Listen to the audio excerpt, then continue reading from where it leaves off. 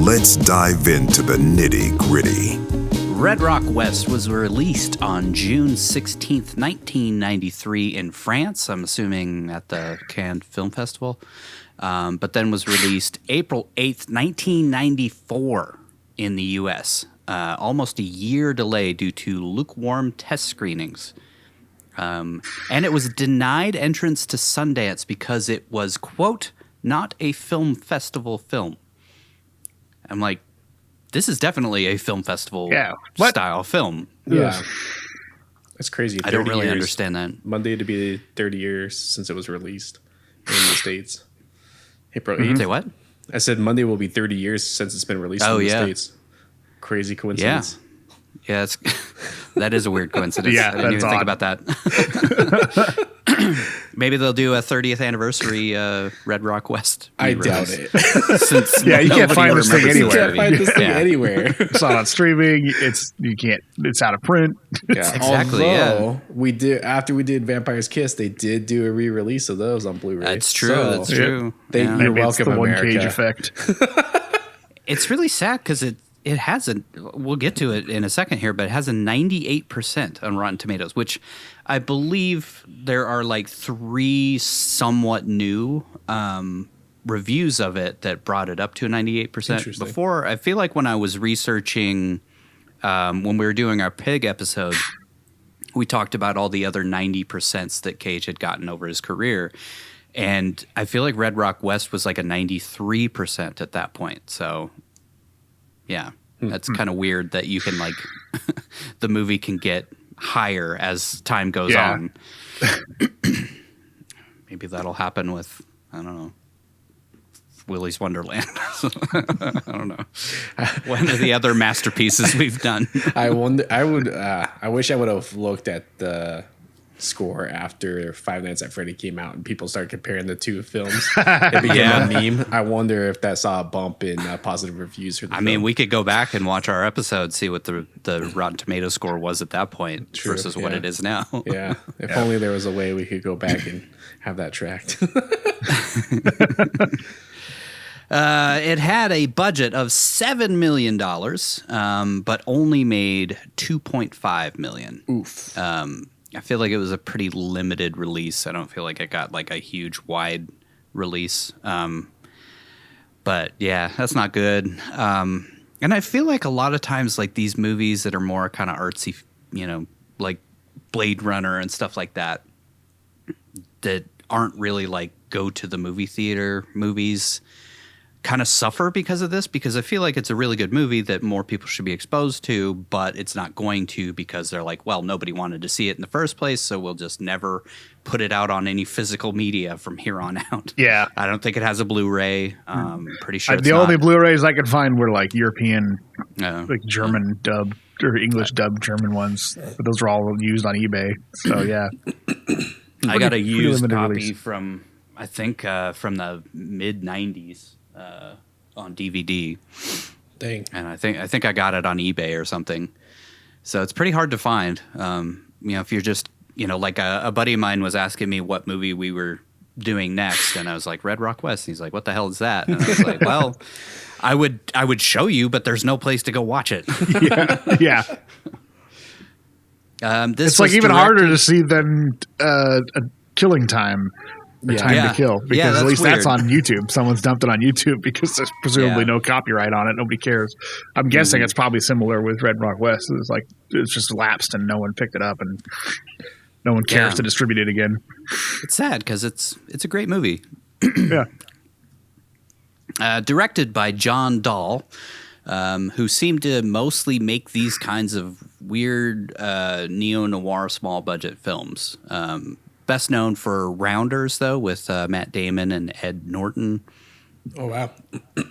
He has kind of recently switched over to doing mostly like guest directing appearances on TV shows. Has done a ton of television work, like he did a few episodes of Californication, Dexter, Battlestar Galactica, directed some Breaking Bad, The Walking Dead, Ray Donovan, Jessica Jones, etc. So he's kind of a director for hire at this point. This was actually co-written by John Dahl and his brother Rick Dahl. Not a ton of credits for either of them as writers, though, after this film, for whatever reason. I mean, I guess you lost the studio $5 million, so they're not going to give you a chance to write again. But, you would think that somebody who would have taken a critical eye to the film would have been like, yeah, I want him to write my next film, or those brothers to write my next film. But not so much. Shot by Mark Rashevsky, who unfortunately passed away very young at 52, which I noticed a theme in this film is like J.T. Walsh also died at like 54. There's a lot of people who like died super young for some reason, which we'll actually get to when the guy who did the music died at 56. Dang. His production is cursed. Yeah. Mark Rashevsky actually did exactly what like every cinematographer we have talked about on this show did. He started out in music videos.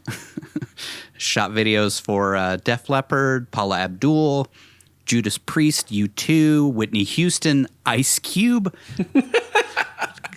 all along the gambit there. But he is probably best known, even with his film work thrown in there, he's probably best known for the Santana featuring Rob Thomas video for Smooth, which was played nonstop on repeat for like 3 years. I swear to God.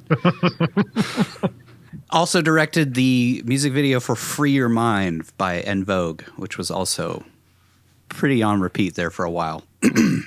And shot The Delicate Sound of Thunder for Pink Floyd, which was like their big, I think, early 90s concert film that they put out. That explains that shot of lightning and thunder.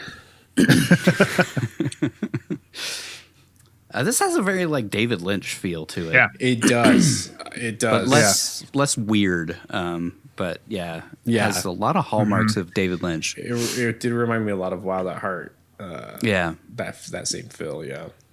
Yeah, use the same horse clock radio thing. Yeah, that was bizarre. Yeah, it's just a thing in Wyoming. And Nick's like, I got a prop we can use. I took it from another. I was able to keep this from my last film. This was edited by Scott Chestnut, who is still working and has worked on almost every single John Dahl film, including most of his music videos. Not a whole lot of like movie credits that I recognized, but yeah, still working. And then music by William Olvis, who, like I said, died at 56, which is crazy. 3 principal members of the cast dying in their early to mid 50s. That's young. Yeah, it's really young. He did all the music for Dr. Quinn Medicine Woman, the entire series, and a ton of made-for-TV movies. I mean, I like the music in this, so the music was good. I thought it fit the film really well.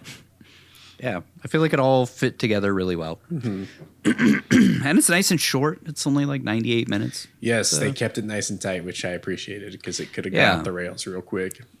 You could have added a lot to this that would have been unnecessary, but I feel like it's just kind of perfect length. Yeah, the pacing was great. Yeah, the pacing worked really well. Yeah. Yep. Ratings. This has a 98% on Rotten Tomatoes, the highest rated film that we have ever talked about. But, this is a weird situation where like remember a couple years ago they found an old review of Citizen Kane that brought it down from 100% to like 99 or something like that. I feel like that's what's going on here is like they added extra reviews. But it's 7.5 out of 10 on 41 reviews, which is actually a pretty good sample size, especially for the 90s. Yeah. Which I did the math, and that would be 40 out of the 41 gave it a 6 or above. So that's pretty high praise for a movie that lost money and got lukewarm testing and wasn't allowed in a film festival. And wasn't released in the U.S. for a year because of the reviews or reception. Yeah, it's kind of crazy. I don't know. we've come across a lot of these like kind of weird anomalies, almost like somebody at the studio didn't like the movie or didn't like the director or something, and just was possible. Nah, let's just shut it down and or as Nigel put that on the scrap heap. Hollywood accounting. Yeah. I mean, $7 million budget, $2.5 million at the box office. You know, you're pretty far in the red at that point. I could see why some exec would just be like, yeah, throw that thing in the fucking garbage and let's never talk about it again. Audience score was a 75%, so it's right on par with the Rotten Tomatoes 7.5 out of 10. You know, I guess that's fair. That's about what I feel like we're probably going to give it, is about, you know, 7 or 8. But 75% from the audience. Metacritic, 79%. IMDb is 7 out of 10. And then, of course, it did not get a cinema score.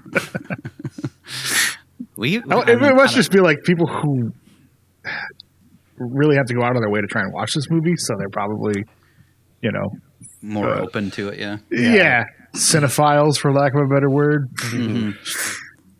So they might be taking a more positive critical eye of it. There's a lot of these Cage movies, especially late 80s, early 90s. When I was a kid, my dad had Cinemax, and almost every one of these old Cage movies would show up on Cinemax at some point. And I know that's where I first saw it way back when. It's the only reason I even knew about the movie was because I had seen it, you know, late night on a movie channel of some sort. It's kind of sad that those don't really exist anymore. It's just sort of streaming, and you just choose your own. You don't see a preview for something and go, oh, that looks cool, and then you just watch it later on Cinemax or something. Yeah.